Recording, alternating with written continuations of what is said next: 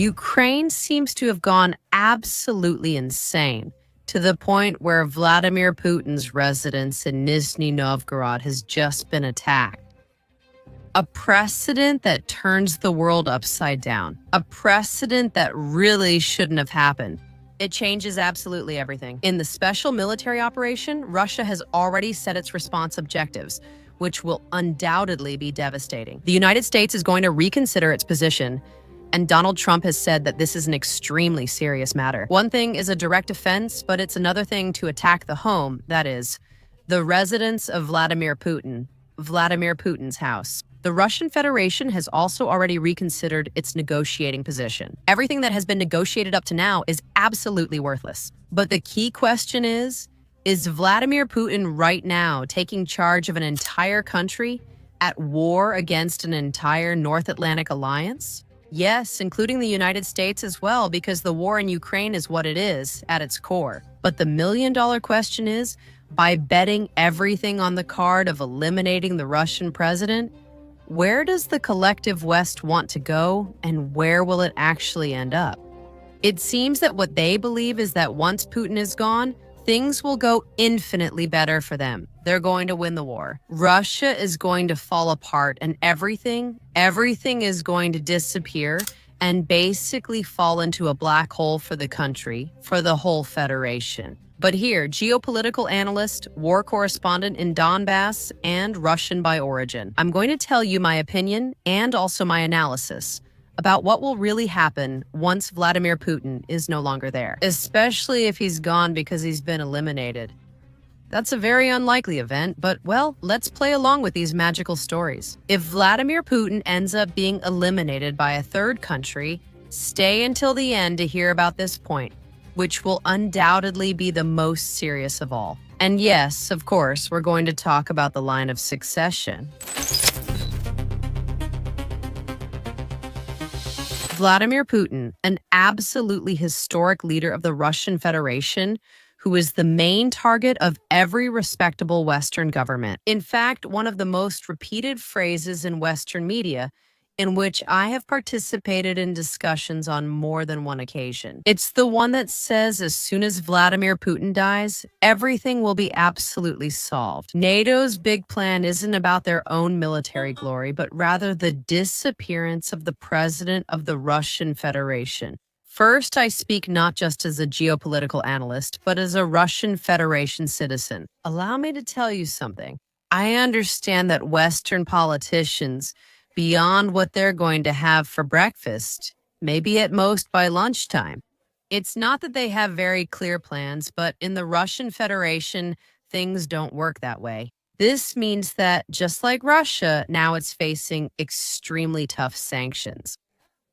And it's not just one of the most sanctioned countries in the world. Would I say the most sanctioned country in the world? Without exaggerating, not even a little. And it's holding up against the entire collective West. Yes, I imagine that from the European Union, especially on Calais Street. I don't know if you remember the video with the bell, where the bell was ringing. He didn't seem to know where the sound came from, and the more he rang it, the happier he became. But the reality is that this is not a coincidence, as some people in the European Union might think. This basically means that Vladimir Putin, oh my God. Well, yes, he did have the strategy organized with plans A, B, and C when it came to facing the Western response at the start of the military operation. The same thing happened in 2014 when Crimea was annexed to the Russian Federation without practically firing a single shot. And to this day, it remains part of the Russian Federation. This also happened through a referendum. The whole world was stunned, and the West imposed very harsh sanctions. Those were the first ones. The prelude to what we see now, the 20 packages of sanctions they are approving one after another. The Russian Federation isn't holding on by chance, but because the person they have as president is an unparalleled statesman. And yes, of course, we could think that Vladimir Putin I think he just recently turned 73 years old. He has absolutely no plan at all about what will happen when he's no longer there. But allow me, not only as a war correspondent in Donbass or as a geopolitical analyst, allow me to doubt it. As a good Russian by origin that I am, it's most likely that he has his line of succession perfectly organized. And this is where the heart of the matter lies. Once Vladimir Putin is no longer there, the Russian Federation is hardly going to fall apart because the line of succession, in all likelihood, is already thought out and prepared in advance. There are several theories about it. There are several people who are part of the global and Russian shortlists as well. These are perhaps a bit more complex, but let me tell you a key fact. First and foremost in the Russian Federation, those who are in charge, first and foremost above all else, are the security forces, the bodies and forces of state security. Here we call them the Silovikos, which literally translates as the strong ones, the forces. The Silovikos never, ever leave things to chance. We're talking about the army, of course. We're talking about the general staff, of course. We're talking about the Federal Security Service. We're talking about the Foreign Intelligence Service. And we're also talking about what is the main intelligence directorate. Well, the former would now be something more like what is the High Command. All these bodies, all these units have, let's say, their shares of power within what is the Russian Federation. The figure of Vladimir Putin is the one that, at a given moment, suited all these structures of the state security forces within the Russian Federation. If this hadn't happened, there wouldn't have been any possibility for Vladimir Putin to become the president of Russia. That being said, it's unlikely that when Vladimir Putin is no longer in the first place, Vladimir Putin himself hasn't already made a plan. And now let's go into a little more detail about this, about who will be the successor and under what conditions they will have to take power within the Russian Federation, especially if we're talking about the removal of the Russian president, which would be an even more serious matter, not only within the Russian Federation, but also on a global level. I mean, it would basically be for the whole world to bow its head, because that's when the fury of the Russian Federation would come. I mean, the level of devastating response couldn't be contained, and I couldn't even tell you exactly how far it would go. Now then, considering that the ones in charge of the Russian Federation are we're talking about men who value order above all else in life. And besides this, if we're talking about more important concepts, the first thing they value is the homeland. And to safeguard the homeland as it is, they will do whatever is necessary, and this algorithm is already perfectly designed. Now then, who could succeed Vladimir Putin in the task of the Russian Federation? There was quite a bit of talk about a man, the head of one of the regions of the Russian Federation. In particular, he is and was the Kremlin's dark horse, Vladimir Putin. He would end up putting him in this or that position, but from here, from within the greater Russian Federation, and from here, from Donbass. Allow me to tell you in advance, what we're seeing is that it's most likely just a possibility, but a rather remote one. Which I think at some point were actually invented by the citizens themselves. Being a bit conspiratorial, going too far, trying to make something out of nothing, trying to find a figure. Way beyond what's absolutely obvious. And what is absolutely obvious in this particular case? Well, I think everyone will remember the years when Vladimir Putin, due to the rules established in the Constitution of the Russian Federation, could no longer be the president of the country. And then he had a successor. In fact, this successor very well on this channel. Many of you are big fans of his bold statements. Now he is showing himself more, and his name is Dmitry Medvedev. Now, in addition, he chairs the Security Council of the Russian Federation. It would actually be very strange if Russia chose any other figure to replace Vladimir Putin. It seems too logical and too obvious, but the truth is that he has been there from the very beginning. The truth is that he already succeeded Vladimir Putin and then handed the position back to him. He is someone who gets along perfectly with Vladimir Putin, someone he knows very well, because he might seem more striking, let's put it that way, and also more emotional. Both personally and politically, has this profile matured? He used to be a much calmer figure politically, but now that he has taken his place, key point, he was much calmer and more thoughtful in his statements politically when it was about his own presidency, because he understood perfectly where he was at every moment. Now that he has a much more secondary position and can allow himself certain things, Dmitry Medvedev, now he really expresses himself with all his energy, and you can clearly see and feel how much he's enjoying it, putting a face to the enemy.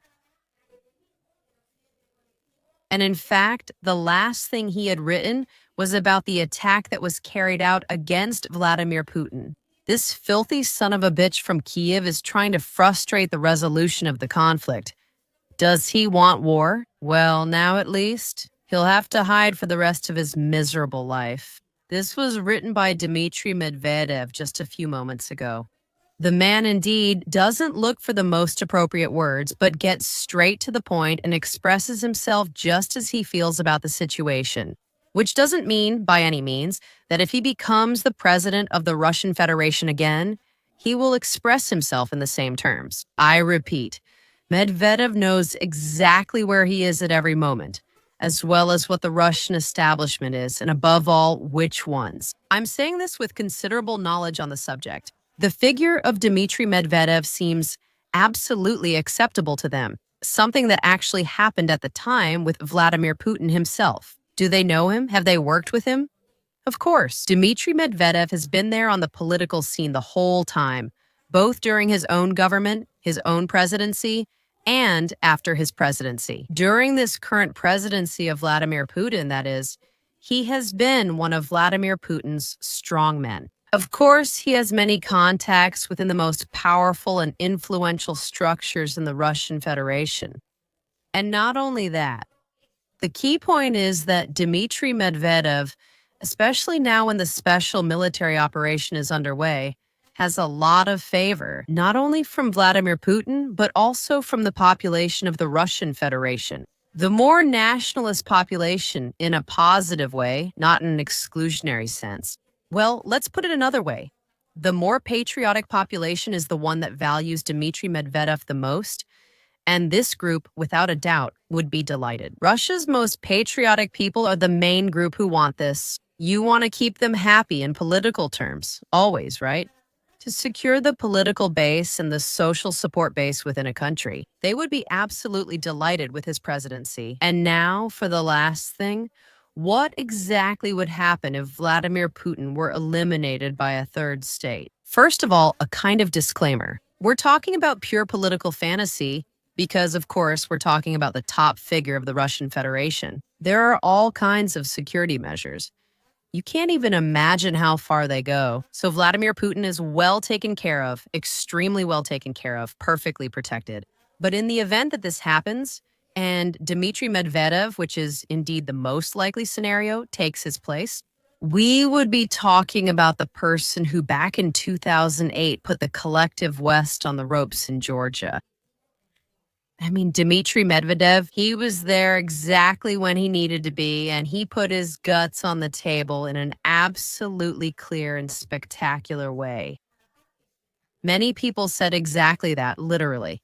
Medvedev never, since he's not Putin. Medvedev would never have the guts to stand up to the West. Climbing up the Georgian mountain and indeed setting things straight, well, he didn't really make things clear. In a unique way, he resolved the situation in Georgia and put them in their place.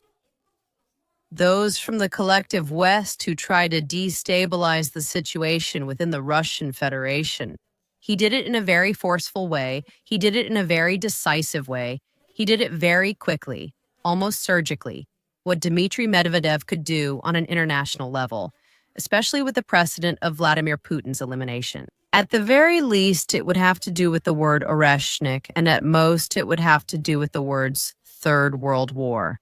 Indeed, in that case, without being sensationalist or alarmist, It would be among the possibilities because then we would have to see who is behind these events. At the very least, in that case, Ukraine would be absolutely finished. And I'll explain it to you very simply. The Western masters will never, ever take that step forward when Ukraine has already lost everything. I mean, if the Kiev regime ends up supposedly officially attacking and directly eliminating Vladimir Putin, I repeat, it's highly unlikely. The first thing the Russian Federation will do is respond against Ukraine. And then what exactly will the collective West do? Who exactly will be the politician or the country that will stand up to defend Ukraine? In the face of a possible, for example, nuclear attack by the Russian Federation, who is going to do what to ensure the persistence and perseverance and, well, the very existence of Volodymyr Zelensky in power?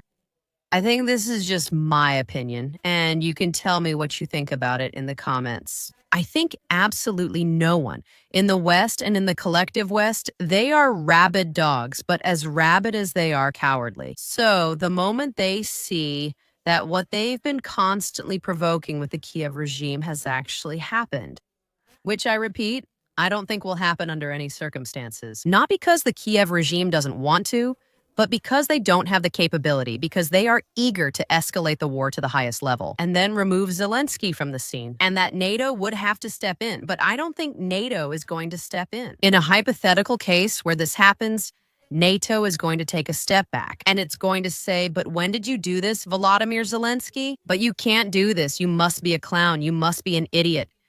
You can't confront the Russian Federation directly. And now that they've blown you up with bombs, well, we would have done the same thing too. And let no one have the slightest doubt about Dmitry Medvedev. In the event that this happens, which I repeat, seems to me the least likely thing in the world. But if it does happen, Dmitry Medvedev, neither the Russian Federation nor the Russian population, much less the power and security structures within Russia, will have any hesitation when it comes to responding to such a threat.